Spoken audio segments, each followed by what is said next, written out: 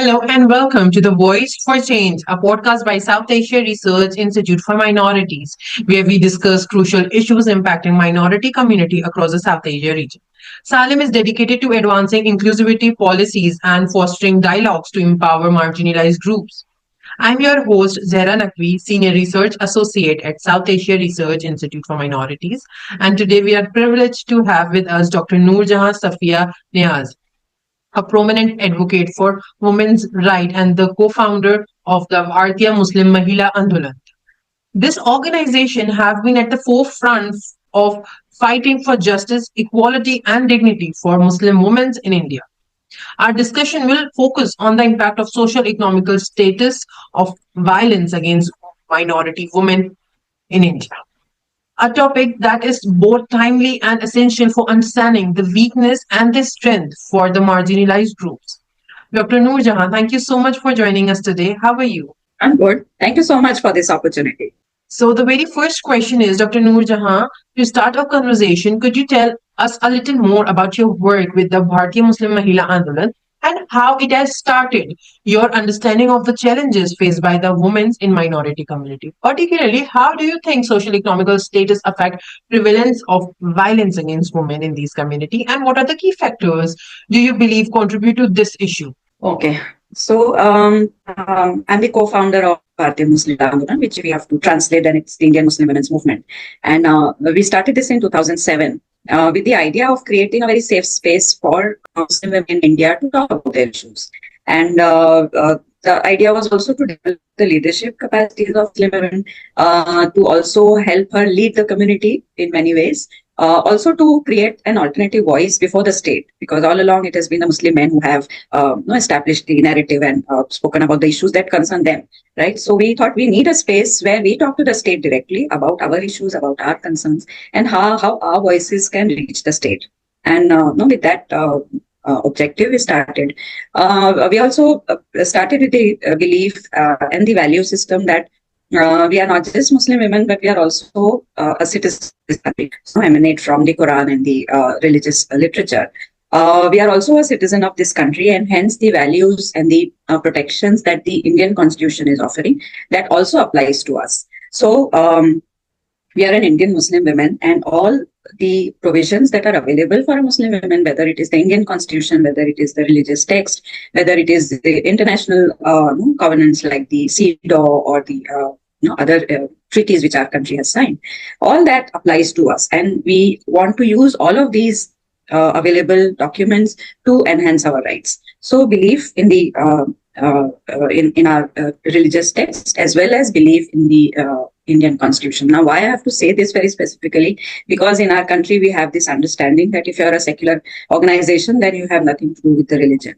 And if you are a very religious person, then you don't have to do anything with anything that is secular. We wanted to break that binary for ourselves by saying that we are all of it at the same time. We are a Muslim women who belong to this country, and we will take our rights from wherever they are coming in. And by being a believing Muslim doesn't make me less of a secular person. So this dichotomy that had come up in our narrative, that secularism and religion are two separate things, that is what we were able to break in and establish this organization. And our slogan or tagline, as we say, is "Jiski ladai uski agwai." Our struggle, our leadership. So if there are issues that concern Muslim women specifically, we are going to take up those issues and we are going to highlight them and lead them. Other than leading the issues of the Muslim women specifically, we also see ourselves, and we've done a lot of work on the socio-economic issues of the entire community. So we are not just leading Muslim women, but we are also leading the community on various developmental parameters, and coming across to the state as a very credible voice, highlighting issues of education, livelihood, employment, social cultural barriers that come before a Muslim woman, as she enters the public space. We've also looked at how the state has used communalism, or especially in the last 10 years that we see that Muslim community is being really hounded and been pushed to the wall. And so highlighting those issues of the community as well, and advocating to the state that while we talk about our issues as Muslim women, we are also talking about the issues that concern the entire community. And it is the responsibility of the state to ensure the safety and security of everyone, of all citizens, irrespective of their religion. So with this agenda and with this objective and the values of equality, justice, freedom, democracy, fraternity, all the values of the Indian Constitution and all the Islamic values that we believe in so strongly. With that kind of a foundation, we started this in 2007.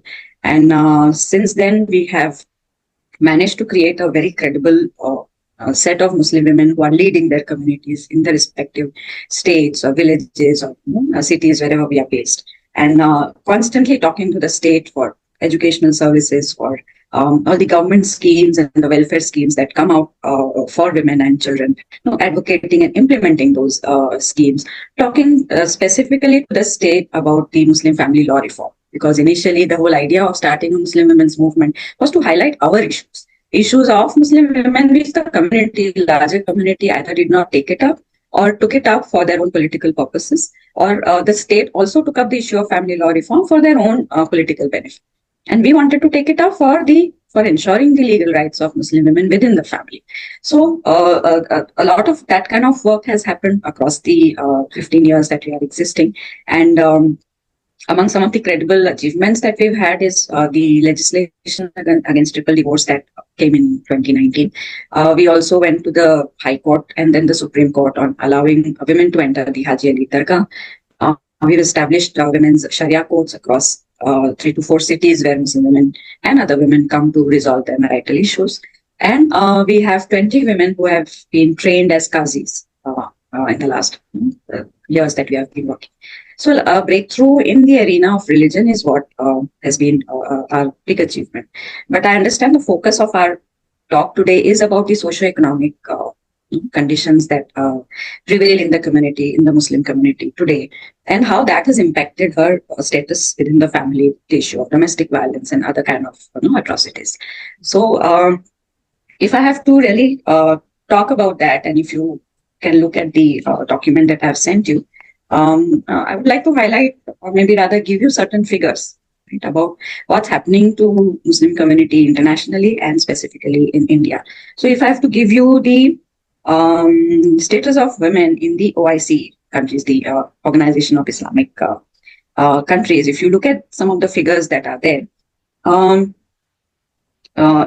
when it comes to the Gender Equality Index, these are the figures of 2013. If you look at the OIC member countries, the Gender Equality Index is 0.37. Yeah.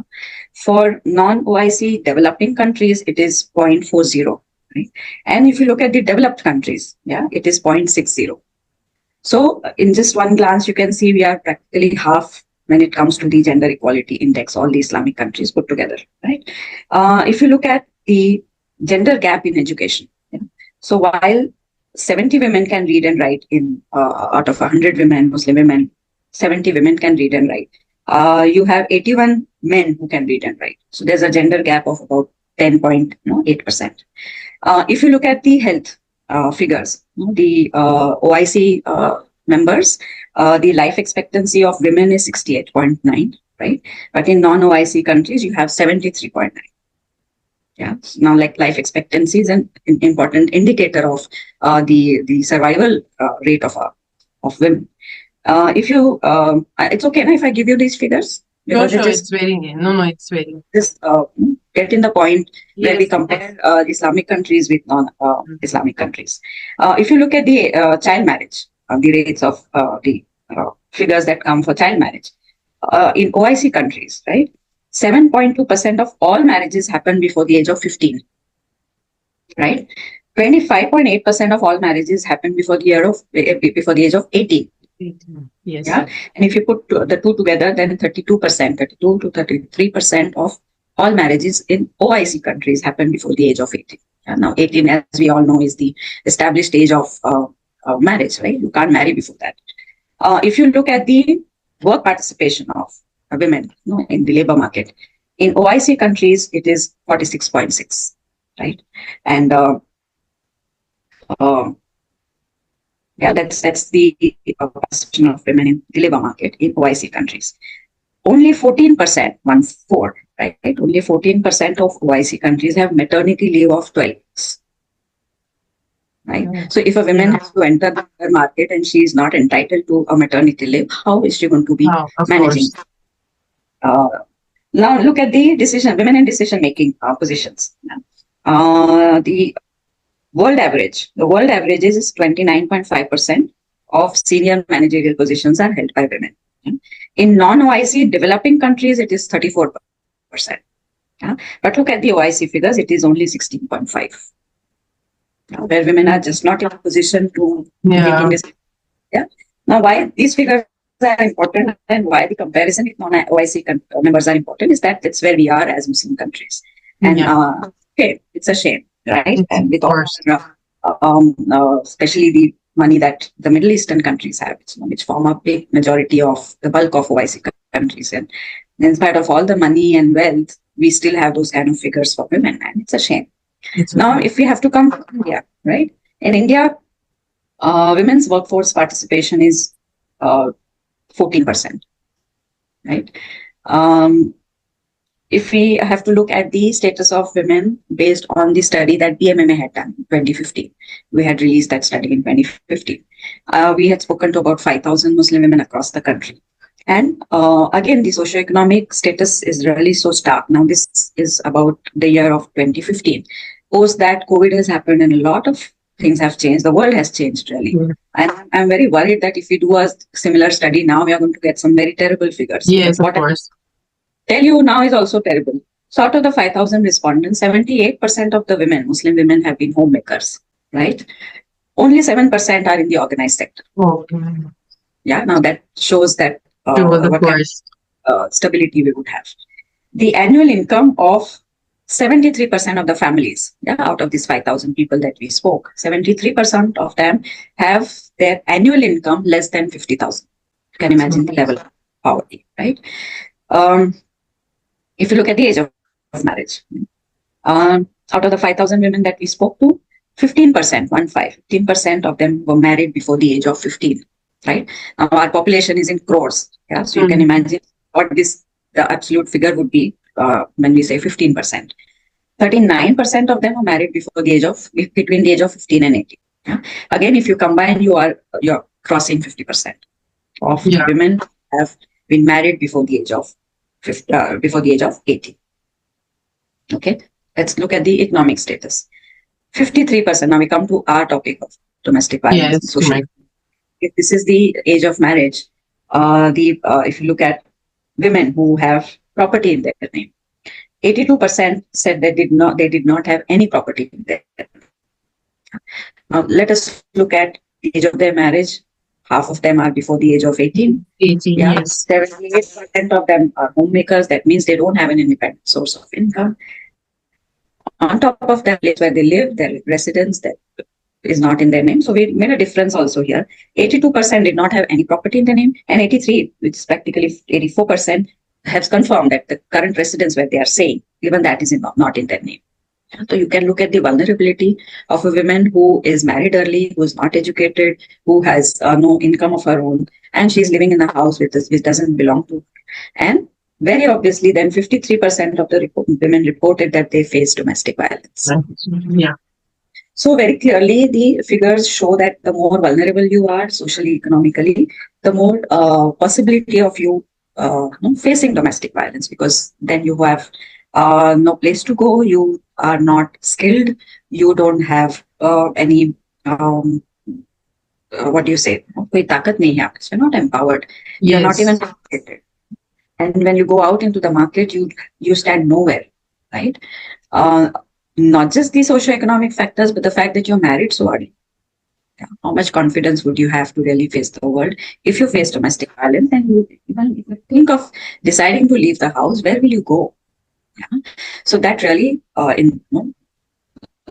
cocooned into a family, of course, then you have a couple of children. And not just a couple of children, maybe more. Extremely vulnerable situation. I also have some figures for Pakistan, but that we can take up for later. You want me to say, I can do that. We can do it later in the next questions, I think. So thank you so much for sharing that. It's fascinating to hear how your grassroots work has highlighted the intersection of socio-economical factors. So in your experience with the Bhartiya Muslim Mahila Andolan, what are the specific challenges do women from minority community face that increase their risks of violence? in their lives? Yeah, so multiple factors. One factor would also be historical. Like if you look at the last 75, 76 years of independence and the way the Muslim community has been treated by the state, right? So if you look at the last 60 years, in the name of appeasement of minority, the community really has been lagging behind on all parameters, socioeconomic, political, civil, women's rights. We've really been lagging behind. All kinds of issues which could have been addressed by the previous state regimes that have come in were ignored or not allowed to be taken up because it went against the interest of the men, right? So the state policy all along has been in the name of appeasement to keep keep the community behind, to keep them poor, to keep them uneducated, to keep them at the margins all the time. Yeah. And in the last 10 years, we've seen that with this new government that has come in, which is so very clearly and openly. So while the previous regimes have been very overtly and very quietly highlighting a pro-Muslim phase, but really working for the detriment of the community, this regime is very unabashedly anti-Muslim. I mean, they don't hide it in any way. The kind of violence that has happened on the community, the ways in which the places of religious worship are being demolished like every second day, the way Muslim women's issues also have been politicized, which we are happy that they were politicized because at least we got the triple divorce law.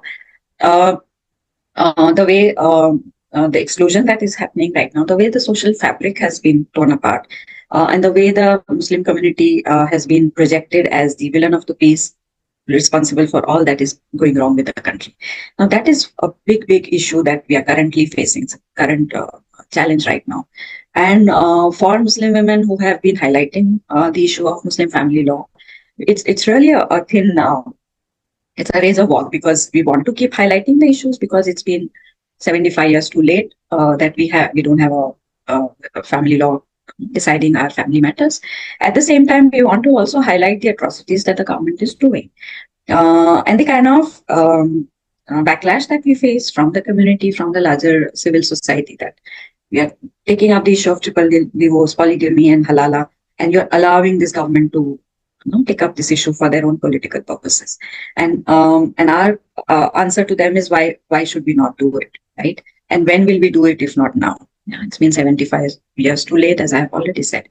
So while we continue to highlight the issues of family law reform for the Muslim women, we also keep highlighting the issues or the difficulties that this government is making it very difficult for us. Right. Now that is one challenge or one difficulty. I would also, for the status of Muslim women and socioeconomic status and domestic violence, there's been a lot of focus on the marital family, that the husband is not good and the in-laws are not good. I agree. But somewhere as parents, as Muslim parents, we need to take the onus. For too long they've been let loose and not been given the responsibility. Yeah, what stops you from pushing your children for your girls for education? Yeah, what pushes you to marry them so early? Poverty obviously is a reason, but there are families where poverty is not the reason, and yet girls are put into education, pushed into marriage. So the responsibility of the maternal family to take the onus of the lower socioeconomic status of Muslim women. Yeah? They by pushing the girls into early and forced marriage, pushing them into in a marriage in a very, very vulnerable state, it's important that they take that responsibility and accept that the parents make their girls vulnerable. Yeah. Now, also the cultural social pressures, the early and forced marriages is also because girls are still considered a burden. Yeah, that still prevails in some parts of the country. Although I would say that things are becoming better, but we still are in the grip of that mindset that girls have to be married off early. It's a burden, and thoda sa padha do and just get rid of her. Given the political climate that in the country that we have right now, there's a lot of vulnerability, a lot of fear. So the earlier you get her married, the better it is, because if she goes to college, she might get into relationship with men from other communities, and other communities are so violent anyway. So keeping those potential problems at bay, just marry her off. When the state itself becomes the perpetrator of violence, and the state the organs of the state who are supposed to be responsible for the safety and security of everyone.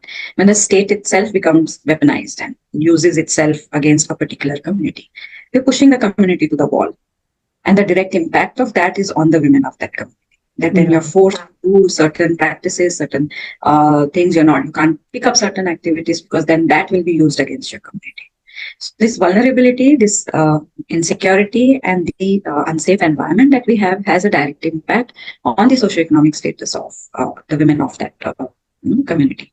And then the concept of honor, community conquest, all of that whole burden of that falls on the women and on girls really, and they have to manage that. Over the last decade of criminal violence and the state backing of this kind of violence has led to the ghettoization of the community. So we are physically ghettoized. You will see large communities which are only Muslim community, which was not the case maybe a few decades back. Yeah? Slowly and gradually we are becoming ghettoized, physically ghettoized, mentally ghettoized, emotionally ghettoized, and we go within and within and within to seek that security and safety. And again, needless to say, it has its impact on the women of the community. So this exclusion and marginalization, physically and otherwise, has its impact. It has its impact on the access that women could have towards education, towards livelihood issues, towards an environment which is safe for her to travel across the city or the state for her survival. So that is an impact that we see because of the larger political climate. In this whole scenario, we also need to focus on the mental health. Now, somewhere everything is in the forefront. The economic status we know is bad. We know the educational status is bad. We know the climate is bad. But what's happening to the mental health of the community? And what's happening to the mental health of women? Yeah, where she's married early, she has no education and livelihood opportunities, she's facing domestic violence. And then what happens to her mind? Right? In one of the studies that we had done, and that was specific to polygamy, so I will not give those figures, but in our experience in the community, because we've been focusing on mental health last couple of years, we see a lot of women Muslim women face insomnia, and they have fatigue, severe body ache for no reason. There is addiction. Yeah, no, but not the addiction which the Muslim all men of the other communities get into, hard addiction, but addiction to tambaku and those kind of gutka and those kinds of things. Blood pressure is an issue, high blood pressure. Yeah, blood pressure. Thyroid is a big thing. Big issue, yeah. True. And diabetes. Yeah. So these are the things that we constantly face in our interactions with the community. And of course, we are doing a lot of programs to even address that. But it's only as much that we can do that is possible. So community, the intersection of the community. So you're a Muslim woman, you are so you're a Muslim, and then you're a Muslim woman, and then you're a poor Muslim woman. So your gender, your class, and your community intersection really puts you down. Yeah. Thank you so much, Dr. Noorjehan. You have articulated those challenges so clearly, and it's crucial that we bring these issues to the forefront of public discourse. So the next question is about how can the socio-economical empowerment of women in marginalized communities help in reducing their exposure to the violence? I think I said it earlier, it all starts in the family. Yeah, of course. And it all starts in the maternal family. You have to ensure that your girl child is studying enough as much as you are able to make her study. If you have money, please go ahead and do that. There are a lot of government schemes that you can access. I know implementation of government schemes is a big question mark, but there are resources that are available. There's a lot that you can do. And if you have the resources, if you can manage to put your child to school and let her continue to her educate herself, please do it. The responsibility is with the parents. We cannot the state, somebody else is always responsible, right, for our condition. But the primary responsibility falls on the parent. I know of families where we're working, where they can educate her. They have the resources to let her go through school and college, but they won't because of community pressures, because of cultural factors. You cannot run away from your responsibility. So the primary responsibility falls on the maternal family. The other aspect that comes in is the the responsibility of the larger community. Of how do you ensure that when I say community, I mean the physical community, right? If there's a ghetto or a physical community out there, slum communities, for instance, where a lot of it's a ghetto of Muslim community, right? How can the community, the larger community, ensure that there's access to the schools, there's access to safe roads, there is access to street lights, there's access to public toilets which are safe, right? Who's going to do that? Yeah. We have a political system where you have political representatives, yeah, at the level of corporation. Now, what are they doing? They may not be doing anything, but what are we doing as a community? Can we ensure that the girls are able to go to their school safely?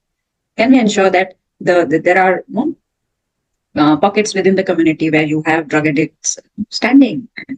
They are there at all odd hours to trouble women. What is the community doing to address this? Yeah. So we have many civil society groups also within the Muslim community. What is their responsibility? And how can they address this? So while it is the responsibility of the family, the core parents who have to really push themselves towards educating their children, it's the responsibility of the larger community also to pitch in. If I have to look at the role of the state, and now this is again not in the context of the Muslim community alone, but it is the responsibility eventually of the state, right? How do you ensure that the women, all women, are able to access education, which is cheap and which is good quality? Yeah.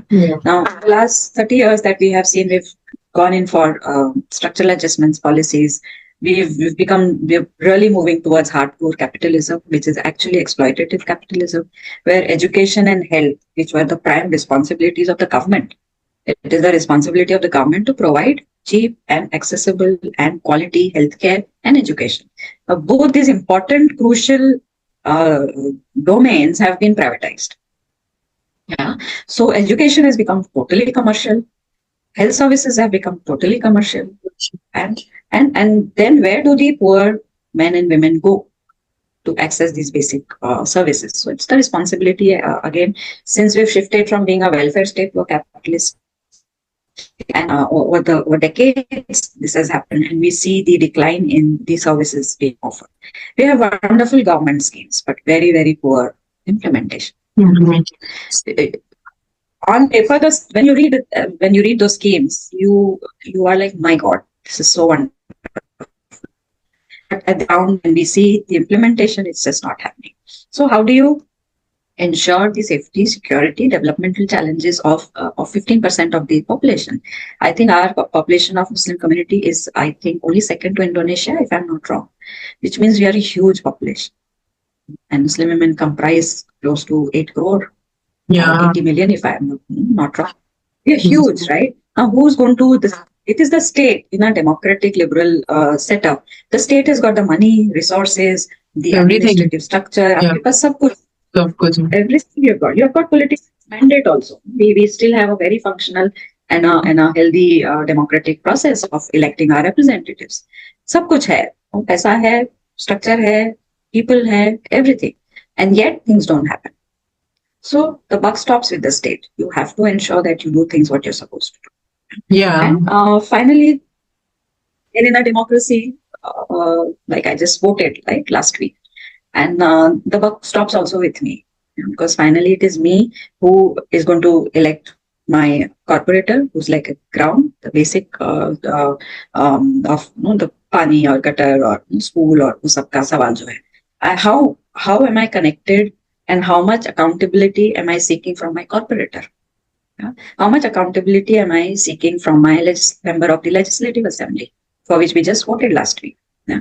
How much accountability I am seeking from my member of parliament, who, because of my vote, is able to sit at the central government and make policies for me? तो मैंने तो अपना काम किया, मुझे पता भी नहीं कि मेरा एमएलए कौन है. जब मुझे पता चलेगा तो am I going to be sitting on his head to ensure that my issues are looked into?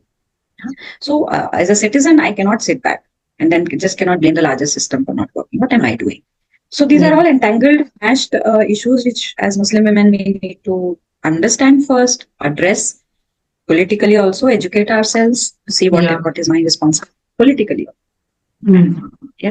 multiple ways in which it needs to be addressed. Yeah. Thank you so much for those insight. You said right, the connection between empowerment and the safety is a powerful tool. So the next question is linked with your response. That what role do you think education and access to economical resources plays in combating violence against women in these communities? Very important role. I mean, there are multiple studies which have already established that if you are a little higher on your socioeconomic parameters, then the incidence of domestic violence or abuse or any kind of atrocity that's happening on you, either it doesn't happen or you are in a better position to deal with it. Yeah. So these are two very important tools that all women, especially Muslim women, must have. You have to educate yourself, and you must have money in your hand. पैसे की ताकत बहुत बड़ी ताकत है. It's a very important tool that all women must have, and Muslim women specifically must have money on their own, where they decide what 100%, yes. What to do with that money, right? But I have also to add that just education and money, economic empowerment is not enough, because we also see a lot of women who have both and yet not are able to counter the violence that they are facing. So that means other than these two tools that you need to have, you need to also challenge patriarchy. Yeah, patriarchy as a mindset is embedded. It's gone, like taken deep roots across the world, across all communities, across men, women, everybody. Yeah? As women, also we perpetuate patriarchy in so many different ways. Yeah? And we don't even realize how harmful it is. We as women also are not very welcoming of other women who want to progress.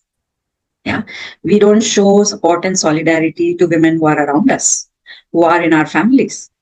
Yeah, if I have not got the opportunity to educate myself, why should my daughter-in-law have it? Or if I have struggled so much in my life, why should she get everything? Yeah. Now that mindset is coming in because of patriarchy. Yeah. Very conveniently, all of us say, "Aurat aurat ki dushman hai," right? But is it true? Yeah, this is true. Somehow it's true. I would like to challenge that, because it is the patriarchy that is making one woman pitch against the other. Yeah? We need to break that in our head. She's a woman, and I'm going to be standing with her. And how can I do that? How do I start that within my family? Can I stand by my sister? Can I stand by my daughter?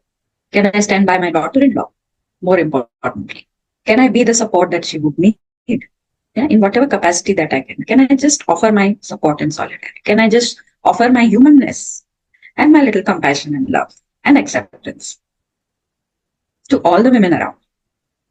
Because that is what patriarchy has killed. It has very systematically, over decades, over centuries, it has killed the humanness within us as people. Yeah. It has killed the compassion and the love that we need to have, not just for each other as human beings, but also for the environment. Yeah. You look at how patriarchy and capitalism, how they have come together to see the devastation that's happening to the world today. The climate change. Just 2 days back, the COP25 or 29, the climate change international conference, it just failed because the developed countries refused to give the kind of money that is required to counter climate change. Now, that's not just capitalism, it's also patriarchy. How many women were there in those decision-making bodies? How many women are there in our parliament? How many women are there in our assemblies? How many women are there in the corporations at the lower level? How many women are there in the UN bodies? In all these hi-fi, politically strong groups. Because if women are there, they will bring in policies that will nurture the environment, that will nurture the families, that will stop the devastation that's happening. So starting with what I can do as a woman in my family, in my little circle, and what women can do in the larger political, social, civil environment that has come up. Where we bring in this humanness, I think insaniyat khatam ho rahi. And that, I think, is our job, to ensure that we इंसान होने के नाम पर धब्बा ना लगे. Hopefully, bring in that element in our conversations with each other. Yeah. Thank you so much for highlighting the importance of education and resources. It's truly inspiring to see how they can be a tool for change.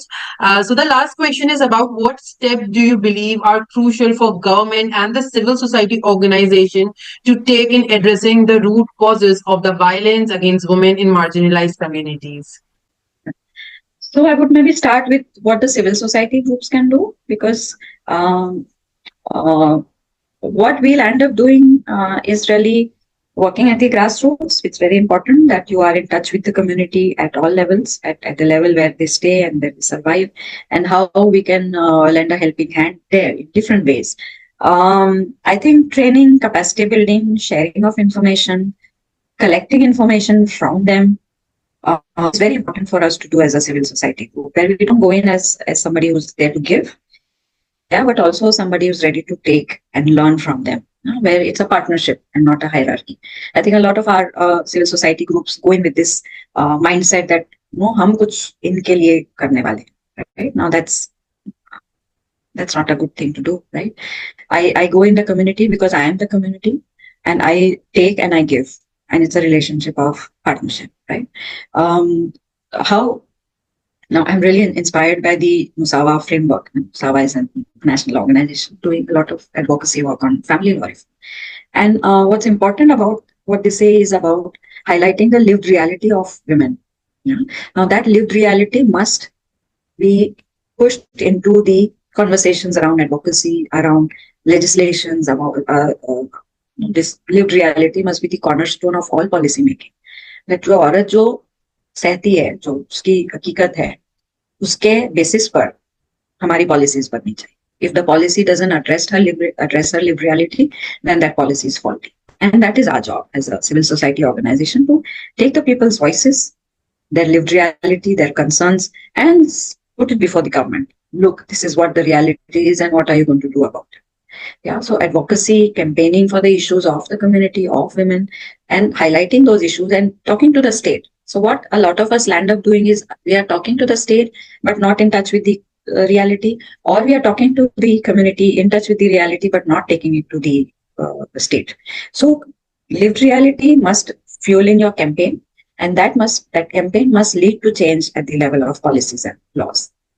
And if that change doesn't happen, then our contribution as a civil society group doesn't really is impactful. So that is, I think, what we need to do. Where you have to do both. So even if it's a small issue of accessing, say, public toilet. Yeah? So what's the lived reality of women, of young girls who are having issues in accessing a public toilet? As simple as that. Are there enough public toilets? Are they safe? Is there enough water? Is there enough light? Is it safe for women to go to access that public toilet in the middle of the night? Yeah. So what is the lived reality? Collating that reality in a small study or a research or a little report that you make. But that report shouldn't be lying in my center, my office, right? Or in some YouTube or whatever, social media. It must go to the local government, the corporation, that this is the reality of this community. What are you going to do about it? So this mini democratic process of highlighting or combining the lived reality of women to feed into the local state policies. Now, that is our job as a civil society organization. That's our responsibility. That's what we need to do. And as the government, the state must be receptive of this. Okay, this community has come up with a report on the access to public toilet by young women of that community. What am I going to do about it? Again, the state has to fulfill its responsibility to ensure that all public toilets in this particular community are safe, accessible, and are useful for the community. Yeah, so that's the responsibility of the state. I said it earlier. Aisa hai, structure hai, sab kuch hai, political mandate hai, social mandate hai, everything, and yet you're not doing it. Yeah. So there's a disconnect between the state on one hand and the issues of the people. Total disconnect. हमारे representatives कुछ और बोलते हैं, लेकिन हमें चाहिए होता है कुछ और. So this disconnect must go away, and eventually for us as Indian Muslim women, the values of the Indian Constitution, they have to be protected at all costs. Equality, justice, freedom, democracy. This is what is sustaining us as Muslim women. And it's really our job and the responsibility of every citizen to ensure that the state doesn't play the role of destroying the values of the Constitution. Because eventually it comes to me, I have voted them to power, and I have to ensure that the state works. Thank you so much.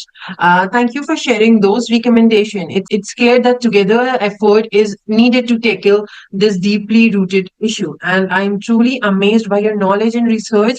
Thank you so much. I'm looking forward to stay in touch with you in the future as well. But for today, Dr. Noorjehan, it has been an absolute pleasure speaking with you. Your insights onto the topic have been enlightening and inspiring. Thank you for shedding light on this critical issues and offering actionable solution. To all our listeners, thank you for tuning in to the Voice for Change. Do not forget to follow our podcast for more discussions and crucial issues. Until next time, this is Zehra Naqvi signing off. Thank you so much for joining.